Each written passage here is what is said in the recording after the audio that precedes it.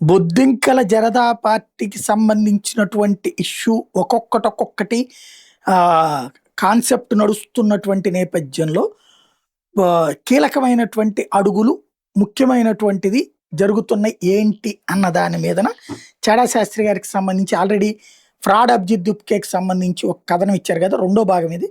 అభిజిత్ దుప్కోపై ఇది చాలా పెద్ద మరియు షాకింగ్ ఎక్స్పోజ్. ఒక కుర్రోడు అతనికి సంబంధించిన జాతకాన్ని మొత్తాన్ని ఎక్స్ప్లెయిన్ చేసుకొచ్చాడు. దీప్ కేబాయ్ తన యూట్యూబ్ ఛానల్ ఒక స్కాలర్షిప్ లెటర్ చూపించడం, ఇక్కడి నుండే అతను ఎక్స్పోజ్ మొదలైంది. ఈ ఇమేజ్ని నేను అనేక ఇమేజ్ డిటెక్టర్లతో వేచి చూశాను, అన్నింట్లోనూ ఇది హై కాన్ఫిడెన్స్తో ఏఐ జనరేటెడ్ అని తేలింది. ముందు విషయాలు ఇంకా ఆసక్తికరంగా ఉన్నాయి, జాగ్రత్తగా చూడండి. బోస్టన్ యూనివర్సిటీ అకాడమిక్ క్యాలెండర్ ప్రకారం ఫాల్ 2024 సెషన్ సెప్టెంబర్ 3న ప్రారంభమై డిసెంబర్లో ముగిసింది. కానీ సెప్టెంబర్ 26న ఈ బాయ్ మొహాలీలో పిజ్జా ఆర్డర్ చేస్తూ జొమాటో వాళ్ళతో గొడవపడుతూ ట్వీట్స్ పెట్టాడు. తాను లోన్ తీసుకుని చదువుకుంటున్నాడు, ప్రపంచానికి చెప్తున్నాడు. అయితే తను సెప్టెంబర్ 3న అమెరికా వెళ్ళలేదు, లేదా తిరిగి వచ్చేసాడు.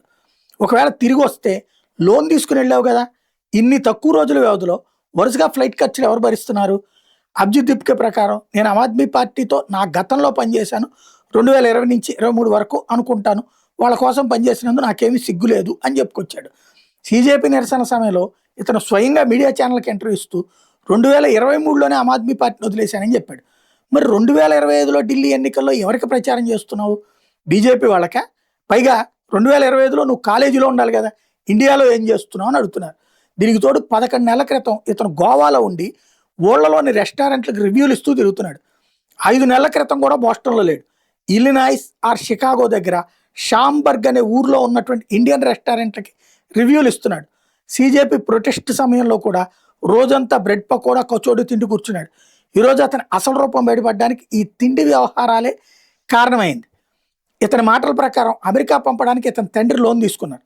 మరి పదే ఇండియాకి రావడానికి ఫ్లైట్ ఖర్చులు ఎవరు భరిస్తున్నారు? అన్నిటికంటే ముఖ్యమైన విషయం, రీసెంట్గా మోజో టీవీలో చూపించిన లెటర్ని ఏఐలో చెక్ చేస్తే అది ఫేక్ అని చూపిస్తోంది. ఒకరు బోస్టన్ యూనివర్సిటీ ఆలుమ్ని లిస్ట్ సెర్చ్ చేస్తే అందులో కూడా అతని పేరు లేదు. ఇది అసలు జరుగుతున్నటువంటి తంతు.